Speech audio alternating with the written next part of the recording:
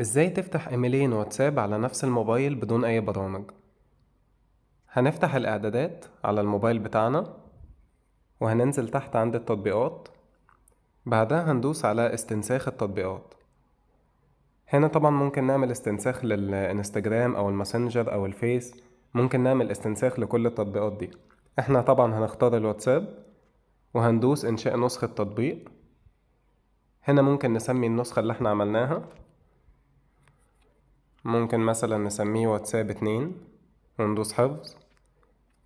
هنيجي بقى برضه هنلاقي النسخة اتعملت هنا.